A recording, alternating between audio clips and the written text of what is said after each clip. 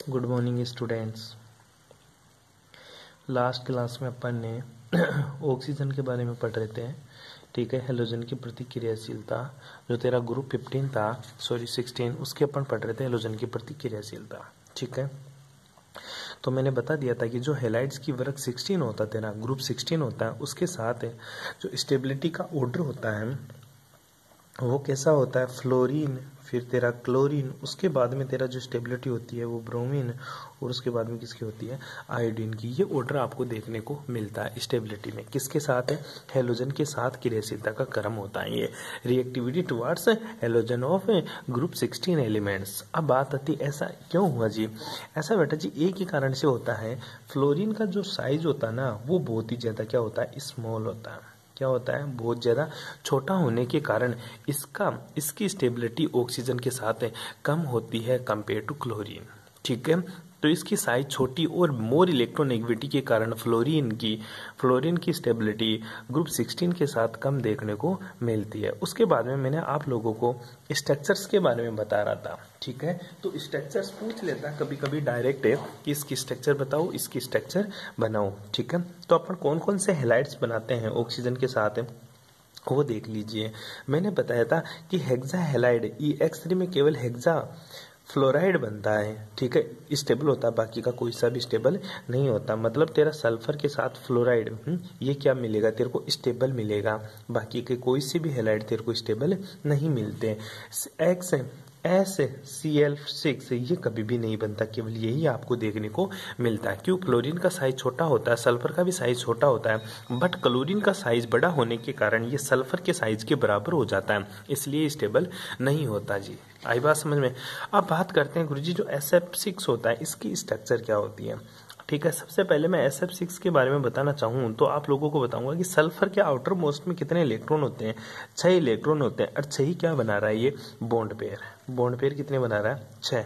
तो इसमें जो हाइब्रिडाइजेशन होगा वो तो निकाल सकता है sp3d2। टोटल काउंट कर ले, 2 और 1 3, 3 और 3 6। ठीक है जी।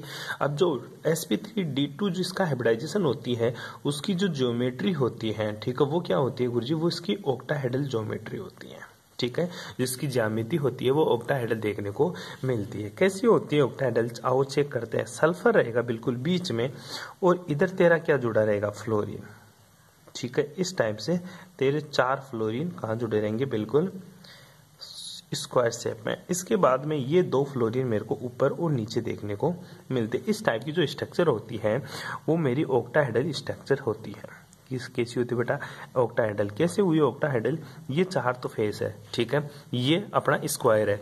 ठीक है, अब होता क्या है, ये जो फ्लोरीन होता है ना ये इसके साथ भी बाइंड होता है और ये फ्लोरीन इस फ्लोरीन के साथ भी बाइंड होता है। इसी प्रकार ये फ्लोरीन इसके साथ भी बाइंड है और ये फ्लोरीन इस फ्लोरीन के साथ भी बाइंड है। इसी प्रकार ये फ्लोरीन नीचे वाले फ्लोरीन के साथ बाइंड है, ये नीचे वाला नीचे वालों के साथ बाइंड होगा, ये बिल्कुल एज इट इज इसके साथ बाइंड है। इस तरह से है जी। ठीक है, एक तरह का तेरे को प्रिज्म टाइप की स्ट्रक्चर देते हैं। इसकी ऑक्टाहेड्रल क्यों हुई, क्योंकि गुरुजी इसके 8 सल्फेस है। देख ले, 4 ऊपर रहेंगे और 4 ही तेरे सल्फेस कहाँ रहेंगे, नीचे रहेगा। इसका हाइब्रिडाइजेशन होता है वो sp3 की जो ज्योमेट्री होती है वो अष्टफल की होती है ऑक्टाहेड्रल। ठीक है, और इसका जो बॉन्ड एंगल होता है, ठीक है, जो तेरे को बॉन्ड एंगल बंद कोण दिखेगा, ठीक है, वो बॉन्ड एंगल कितने डिग्री का दिखेगा गुरुजी, एक तो 90 डिग्री का बॉन्ड एंगल दिखेगा मेरे को, एक 180 डिग्री का बॉन्ड एंगल देखने को मिलता है इसमें। ठीक है, इसका जो नेचर होता है SF6 का, ठीक है, इसका जो नेचर होता है वो कौन सा होता है, इसका जो नेचर होता है गैसियस, इसका क्या होता है, नेचर होता है। आई बात समझ में? इसी के साथ दूसरा जो हेलाइड बनता है, ठीक है, वो कौन सा हेलाइड बनेगा, ये तो पहला था तेरा EX6 वाला। ठीक है, जिसमें X क्या हो सकता है, केवल फ्लोरीन हो सकता है, वही क्या रहेगा, स्टेबल रहेगा, बाकी के कंपाउंड्स के साथ स्टेबल नहीं होते हैं। अब पढ़ेंगे अपन EX4। ठीक है, मतलब टेट्राहेड्रल टाइप की स्ट्रक्चर। ठीक है, टेट्राक्लोरो या कुछ भी हो सकता है। तो इस तरह के जो कंपाउंड्स बनते हैं वो कौन कौन से होते हैं देखते हैं। एक होता तेरा SF4, ठीक है, एक होता तेरा SCF4, एक होता तेरा TEF4। ठीक है। अब ये तो जो SF4 होता है ना, ये तो तेरी गैस होती है। ये जो तेरे होते हैं कौन सा SeF4, ये तेरा क्या होता है, लिक्विड होता है, और ये तेरा सॉलिड के रूप में देखने को मिलता है तेरे को, ठीक है। ये टेट्राक्लोराइड जो भी होते हैं, इसमें जो हाइब्रिडाइजेशन होगा वो अपन देखते हैं एक बार के लिए, ठीक है। क्लोराइड के साथ भी बन सकता है, इसमें कोई दिक्कत नहीं है। HCl4 भी बन सकता है तेरा, ठीक है। और इसी तरह HCl नहीं बनेगा, SeCl4 बन सकता है यहाँ वाला, ठीक है। ये बन सकता है क्योंकि यहाँ पे तो इलेक्ट्रोनेगेटिविटी का डिफरेंस बहुत ही कम देखने को मिलता है जी, ठीक है। अब देखिए, अब मैं बात करूं सल्फर की, तो देखते हैं इसके अंदर जो हाइब्रिडाइजेशन है वो चेक करते हैं। इसके अंदर SF4 के अंदर जो हाइब्रिडाइजेशन है बेटा, वो तेरा sp3 मिलेगा। क्यों मिलेगा? क्योंकि गुरुजी यहाँ 4 तो क्या है, sp3d मिलेगा। क्यों? क्योंकि यहाँ पे 4 तो क्या है, बॉन्ड पेयर है, एक क्या है मेरा, लोन पेयर है। टोटल कितने हो जाते हैं, 5 हो जाते हैं, इसलिए इसका जो हाइब्रिडाइजेशन होता है वो sp3 होता है, ठीक है। अब देखिएगा, एक चीज बताता हूं, ये तेरा सल्फर है, ठीक है, और ये तेरा क्या है, फ्लोरीन जोड़ दिया मैंने, ठीक है। ये मैंने तेरा क्या जोड़ दिया, फ्लोरीन जोड़ दिया, ठीक है। आई बात समझ में? अब देखिएगा, मैं एक बात बताता हूं तेरे को, एक मेरे पास यहाँ पे फ्लोरीन जोड़ सकता हूं मैं, ठीक है, और यहाँ पे लोन पेयर जोड़ सकता हूँ, ठीक है। पहली कंडीशन तो ये, क्योंकि sp3d की जो स्ट्रक्चर होती है वो TBP होती है, टेट्रागोनल बाइपिरामिड इसकी ज्योमेट्री होती है, ठीक है। तो लोन पेयर या तो ये जो होती है ना, इसको एक्सियल बॉन्ड बोलते हैं। कौन सा बॉन्ड बोलेगा, एक्सियल। इसको कौन सा बॉन्ड बोलेगा, तो इक्वेटोरियल बॉन्ड बोलेगा, ठीक है।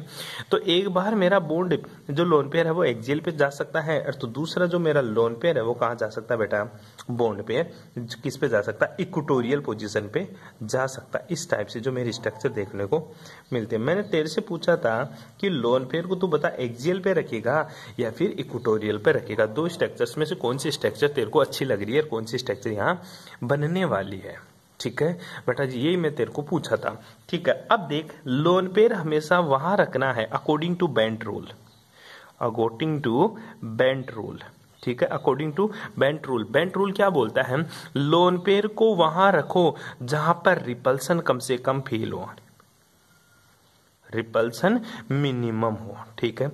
लोन पेयर को कहां रखना है, जहां रखने के बाद में जो बॉन्ड है ना वो कम से कम बॉन्ड रिपल्सन फील करे। आई बात समझ में आया? तो बताइए, अगर लोन पेयर को मैं जस्ट ऊपर रख देता हूं, लोन पेयर को जस्ट ऊपर रखता हूं, तो ये लोन पेयर कितने एटम्स के साथ रिपल्सन फील कराएगा, गुरुजी? ये लोन पेयर इस बॉन्ड को भी रिपेल करेगा, इसको भी रिपेल करेगा और इस बॉन्ड को भी रिपेल करेगा। क्यों? क्योंकि ये प्लेन है और प्लेन के ऊपर ये लोन पेयर है, तो इसको भी फील करवाएगा, इसको भी फील करवाएगा और इसको भी फील करवाएगा। ध्यान दीजिएगा, तो ये लोन पेयर यहाँ पे गुरुजी, ये एक जो लोन पेयर है ना, ये तीन बॉन्ड पेयर को क्या करवा रहा है गुरुजी, रिपल्सन फील करवा रहा है, मतलब प्रतिकर्षित कर रहा है, ठीक है। तीन बॉन्ड पेयर के साथ ये अन्याय कर रहा है साहब।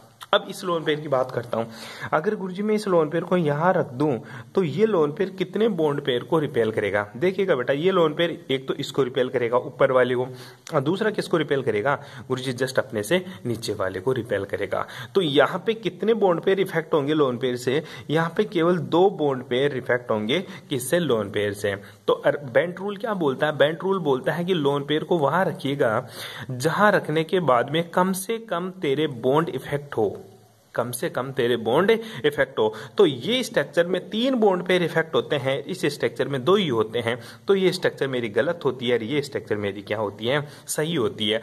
अब लोन पेयर की रिपल्सन की वजह से ये बॉन्ड है ना थोड़े थोड़े अंदर की तरफ धस जाएंगे, ठीक है, थोड़े थोड़े क्या हो जाएंगे, अंदर की तरफ धस जाएंगे। कैसे धस जाएंगे? स्ट्रक्चर क्या बन जाएगी बेटा, इसको मैं ऊपर करके दिखाता हूं, थोड़ा थोड़ा अंदर धसेंगे तो इसकी स्ट्रक्चर कैसी हो जाएगी, सल्फर ऐसा रहेगा, ये मेरा फ्लोरीन है पहले वाले, ठीक है, और ये दूसरे वाले फ्लोरीन भी थोड़े अंदर की तरफ इस तरह से धस गया, ठीक है। और यहाँ पे क्या मेरा लोन पेयर है। क्यों? लोन पेयर में सबसे ज्यादा परसेंटेज एस कैरेक्टर होता है, ये इलेक्ट्रॉन डेंसिटी खींच लेता है, इनके बीच का बॉन्ड एंगल डिक्रीज कर देता है। ये जो स्ट्रक्चर दिखती है तेरे को, ये तेरे को सीसा की तरह दिखती है। किसकी तरह दिखती है? सीसा स्ट्रक्चर की तरह आपको देखने को मिलती है। आई बात समझ में? इसलिए ध्यान दीजिएगा, SF4 की जो स्ट्रक्चर होती है वो सीसा होती है, और SF4 के अंदर जो हाइब्रिडाइजेशन होता है sp3d होता है। इसकी ज्योमेट्री टेट्रागोनल ट्राइंगल बाइपिरामिड होती है, और इसकी जो स्ट्रक्चर होती है वो सीसा देखने को मिलती है। आई बात समझ में? मैंने पढ़ाया था ज्योमेट्री और स्ट्रक्चर में बहुत फर्क होता है बेटा जी, ठीक है। तो इसकी जो ज्योमेट्री डिसाइड करता है हाइब्रिडाइजेशन, और स्ट्रक्चर डिसाइड करता है इसकी स्ट्रक्चर, ठीक है, इसकी शेप, ठीक है। ये कौन डिसाइड करता है? तेरी शेप इसकी स्ट्रक्चर को डिफाइन करता है जी। आई बात समझ में? तो ये मोटी मोटी बात बताई थी मैंने आप लोगों को, हाइब्रिडाइजेशन बता दिया, ठीक है, कोई दिक्कत यहाँ तक। इसके अलावा जो डाइब्रोमाइड बनाते हैं, ठीक है, वो क्या होता है? सेरियम को छोड़कर सभी तत्व डाइब्रोमाइड बनाते हैं। किसको छोड़कर बेटा जी? Ase को छोड़कर सभी एलिमेंट्स। किसको छोड़कर? Ase को छोड़कर। किसको जी? Ase को छोड़कर सभी तत्व। किसको छोड़कर? Ase, ठीक है। जो मेरा Ase होता है इसको छोड़कर सारे के सारे तत्व डाइब्रोमाइड बनाते हैं। मतलब Ase को छोड़ दे OBr2 भी बनेगा तेरा, SBr2 भी बनेगा तेरा, ठीक है। ये सारे के सारे एलिमेंट्स क्या बनाएंगे गुरुजी? डाइब्रोमाइड बनाते हैं मेरे बेटे। ये बात समझ में? Ase को छोड़कर सारे के सारे तत्व क्या बनाते हैं मेरे? डाइब्रोमाइड बनाते हैं। OF2 भी बनता है, OBr2 भी बनता है, SF2 भी बनता है, SBBr2 भी बनता है, सारी चीज बनती है। अगर मान लूं मैं एक बार के लिए, जैसे मैं बताऊं तेरे को, OF2 बनाऊं एक बार, क्या बनाऊं? OF2 की स्ट्रक्चर कैसी होगी देखिएगा बेटा। ऑक्सीजन बिल्कुल बीच में होता है, ये तेरा फ्लोरीन होगा, ये तेरा फ्लोरीन। ऑक्सीजन के ऊपर 2 लोन पेयर है जी, तो इसका जो हाइब्रिडाइजेशन होता है वो तो क्या होता है तेरा? sp3। क्या होता है इसका हाइब्रिडाइजेशन? तो इसका हाइब्रिडाइजेशन तो गुरुजी मेरे को sp3 देखने को मिलता है। पर ध्यान दीजिएगा, इसके अंदर इसकी जो ज्योमेट्री होती है वो क्या होती है तेरी? इसकी ज्योमेट्री होती है गुरुजी टेट्राहेड्रल, बट इसकी जो स्ट्रक्चर होती है वो कैसी होती है? वी शेप इसकी क्या होती है? स्ट्रक्चर होती है। ध्यान दे, जो स्ट्रक्चर होती है उसको डिफाइन करती है खुद, और जो ज्योमेट्री होती है उसको डिफाइन करता है इसका हाइब्रिडाइजेशन, ठीक है। कौन डिसाइड करेगा इसका? हाइब्रिडाइजेशन, ठीक है। ये जो वी शेप होती है किसकी वजह से होती है? अकॉर्डिंग टू बेंट रूल, ठीक है। बेंट रूल क्या करता है? ये इसको रिपेल करेगा, ये इसको रिपेल करेगा। बताया था लोन पेयर का जो रिपल्सन होता है वो सबसे ज्यादा होता है, फिर लोन पेयर बॉन्ड पेयर का रिपल्सन होता है, ठीक है, लोन पेयर बॉन्ड पेयर का, और सबसे कम जो रिपल्सन होता है वो होता है बॉन्ड पेयर का। ये बात आप लोगों को मैंने पढ़ाई थी जी, ठीक है बेटा। कर सकते हो ऐसी चीजें आप आसानी से। अरे छोटी सी बात बताइए मैंने आपको, और कुछ नहीं बताया। अब देखिएगा एक बार के लिए आगे, जो सुपरिचित मोनोऑक्साइड द्विलक प्रकृति के होते हैं, ठीक है। इसके आगे छोटी सी है कि जो तेरे सुपरिचित मोनोऑक्साइड, ठीक है, सुपरिचित मोनोऑक्साइड का मतलब होता है जितने भी मेरे मोनोऑक्साइड होंगे वो डाइमर होते हैं। क्या होता है बेटा जी? डाइमर होते हैं। फॉर एग्जाम्पल जैसे मैं बताऊं S2I2, ठीक है, ये डाइमर बना देगा। इसी तरह से मेरा क्या बनेगा? Se2Cl2, ठीक है। इसी तरह से मैं बना सकता हूं S2Cl2, ठीक है। ये सारे के सारे में डाइमर होते हैं। डाइमर का मतलब होता है बेटा जो आयोडीन होता है वो सल्फर के बाहर लगता है, ठीक है। इसी तरह क्लोरीन है वो सल्फर के बाहर लगता है। इस तरह को मैं क्या बोलता हूँ? डाइमर बोलता हूँ जिनको। क्या बोलता हूँ? डाइमर बोलता हूँ। कर लेगा यहाँ तक कोई प्रॉब्लम?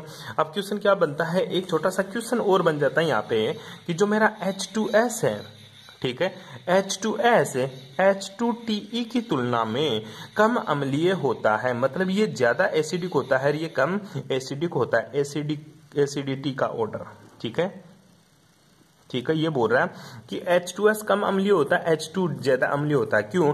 ध्यान दे बेटा, सल्फर ऊपर से नीचे जा रहा है ना, ऊपर से नीचे जाएगा क्योंकि सल्फर ऊपर होता है, टेलियम नीचे होता है। ऊपर से नीचे जाते हैं ना, तो तेरी बॉन्ड डिसोसिएशन एनर्जी, जो बॉन्ड डिसोसिएशन एनर्जी का मान क्या होता है? घटता है। मतलब ये बॉन्ड जल्दी से टूट जाएगा, इसलिए इसका एसिडिक स्ट्रेंथ भी बढ़ जाती है। आई बात समझ में? याद करो अपने पी ब्लॉक वो सॉरी ग्रुप एलिमेंट 14 पढ़े थे। मैंने बताया था ऊपर से नीचे जाते हैं तो इनके बीच का हाइड्रोजन तो छोटा सा रह जाता है, और फिर ऑक्सीजन छोटा, हाइड्रोजन छोटा, तो बॉन्ड डिसोसिएशन एनर्जी ज्यादा चाहिए तोड़ने के लिए, तो वो कम एसिडिक होता है। परंतु जैसे जैसे ऊपर से नीचे जाते हैं तो एलिमेंट्स की साइज बढ़ती जाती है, परंतु हाइड्रोजन की साइज उतनी ही रहती है, इसलिए उनके बीच का बॉन्ड क्या हो जाता है? ब्रेक हो जाता है, इसलिए उनकी एसिडिटी भी बढ़ जाती है। कोई प्रॉब्लम बेटा जी? छोटी छोटी बातें मैंने तेरे को बताई है। एक छोटा सा क्वेश्चन और बनता है जी। क्या क्वेश्चन बनता है कि 16 के तत्वों का जो स्टेबिलिटी, वो थर्मल स्टेबिलिटी ऑर्डर होता है, ग्रुप 16 के एलिमेंट्स के हाइड्राइड की जो क्या बोलते हैं उसको, थर्मल स्टेबिलिटी का जो ऑर्डर होता है वो भी गुरुजी ऊपर से नीचे जाते हैं तो घटता है। ठीक है, तो ऑर्डर क्या लगा सकता है, थर्मल स्टेबिलिटी ऑर्डर। ठीक है, ऑर्डर क्वेश्चन पूछता है डायरेक्टली, मैं बोल दूं तेरे पास हाइड्राइड है ना ग्रुप 16 H2O, ठीक है हाइड्राइड है, अपन पास थर्मल स्टेबिलिटी देखनी है, किस किस की देखनी है, एक तो H2O की, आई बात समझ में, एक तो तेरा H2O, फिर किसकी ज्यादा होती है, H2S की होती है, उसके बाद में किसकी होती है, H2SE की होती है, और सबसे कम थर्मल स्टेबिलिटी किसकी होती है, H2TE की होती है। ऐसा क्यों होता है, ध्यान देना, वर्ग में ऊपर से नीचे जाते हैं तो तेरी बॉन्ड डिसोसिएशन एनर्जी घटती है, इसलिए इसकी थर्मल स्टेबिलिटी का मान भी क्या होता है गुरुजी, घट जाता है। जिस बॉन्ड को तोड़ने में ज्यादा जोर आएगा वो कौन सा बॉन्ड होगा, H2O का। क्यों, हाइड्रोजन का साइज और ऑक्सीजन का साइज लगभग बराबर होता है, और इनका साइज बराबर होने की वजह से इनके बीच में बॉन्डिंग स्ट्रांग होती है, अतः इसको तोड़ना मुश्किल होता है जी। क्या होता है बेटा, इसको तोड़ना बड़ा मुश्किल होता है, इसलिए थर्मल स्टेबिलिटी का मान H2O का ज्यादा होगा, बिकॉज ऑक्सीजन और hydrogen have the comparatively size, इसलिए इसका बॉन्ड डिसोसिएशन एनर्जी ज्यादा होगी और थर्मल स्टेबिलिटी भी इसकी ज्यादा होती है। ओके, आगे की बातें करेंगे नेक्स्ट क्लास में। Thanks for cooperation.